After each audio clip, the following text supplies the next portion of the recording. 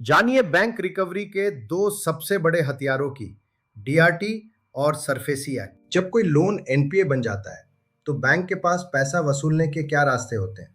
चलिए इसे बारीकी से समझते हैं। सबसे पहले बात करते हैं डीआरटी यानी डेट रिकवरी ट्रिब्यूनल की, जिसकी शुरुआत आरडीबी एक्ट 1993 के तहत हुई थी। डीआरटी एक जुडिशियल फोरम है। यहाँ बैंक को रिकवरी के लिए अदालत की तरह केस फाइल करना पड़ता है, जिसे ओरिजिनल एप्लीकेशन कहते हैं। यहाँ आप 20 लाख रुपए से ऊपर के लोन की रिकवरी के लिए जा सकते हैं। और खास बात यह है कि यह सिक्योर्ड और अनसिक्योर्ड दोनों लोन पर लागू होता है। लेकिन डीआरटी की सबसे बड़ी कमी है समय।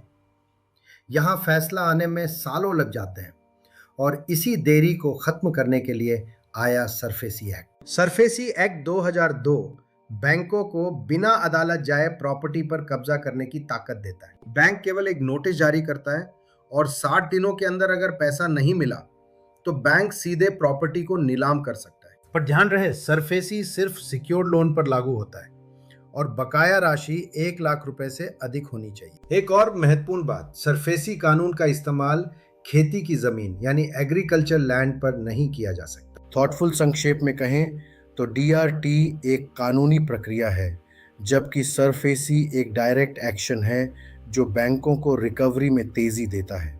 अक्सर बैंक दोनों का साथ में इस्तेमाल करते हैं। प्रॉपर्टी के लिए सरफेसी और बाकी रिकवरी के लिए डीआरटी में केस फाइल किया जाता है। उम्मीद है अब आपको डीआरटी और सरफेसी का अंतर स्पष्ट हो गया होगा।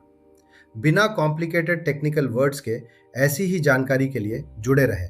जय हिंद। डिस्क्लेमर, यह वीडियो केवल एजुकेशनल जानकारी के लिए है।